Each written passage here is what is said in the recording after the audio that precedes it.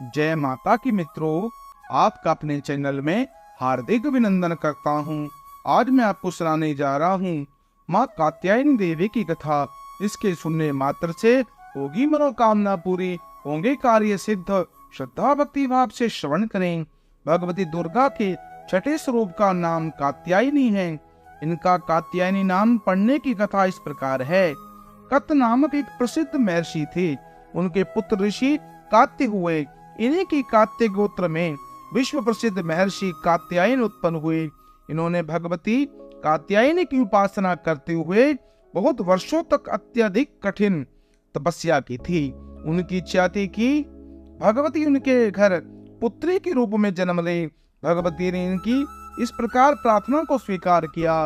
उस समय के बाद जब दानव महिषासुर का अत्याचार पृथ्वी पर अत्यधिक बढ़ गया, तब ब्रह्मा, विष्णु और शिव तीनों ने अपने अपने तेज का अंश देकर महिषासुर के विनाश के लिए एक देवी को उत्पन्न किया। महर्षि कात्यायन ने सबसे पहले इनकी पूजा की थी। इसी के कारण से यह संसार में कात्यायनी देवी के नाम से प्रसिद्ध हुई। पुराणों में ऐसी भी कथा मिलती है कि वे महर्षि कात्यायन के यहाँ पुत्री रूप में उत्पन्न हुई थी। अश्विनी कृष्ण चतुर्दशी को जन्म लेकर शुक्ल सप्तमी, अष्टमी और नवमी तक 3 दिनों तक इन्होंने कात्यायन ऋषि की पूजा ग्रहण कर 10वीं को महिषासुर का वध किया था। भगवती कात्यायनी की अमोघ फलदायिनी है। श्री कृष्ण भगवान को पति रूप में पाने के लिए ब्रज की गोपियों ने इन्हीं की पूजा कालिंदी यमुना के तट पर की थी। ये ब्रजमंडल की अधिष्ठात्री देवी के रूप में प्रतिष्ठित हैं। इनका स्वरूप अत्यंत ही भव्य और दिव्य है।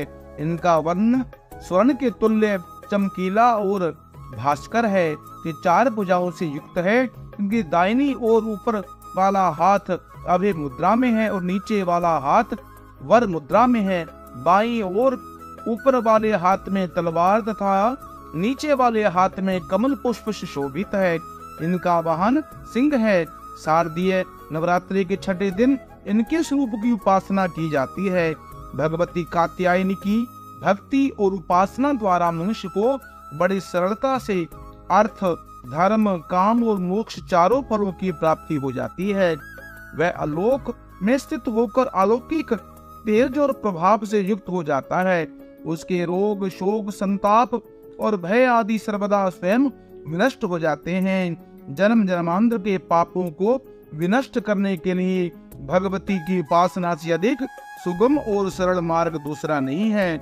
इनकी उपासना से हमेशा सानिध्य में रहकर परम पद का अधिकारी बन जाता है। इसलिए साधक को सर्वोत भावन से माँ के शरणागत होकर उनकी पूजा उपासना के लिए सदैव तत्पर रहना चाहिए। इससे मनुष्य के समस्त शाप ताप दूर हो जाते हैं।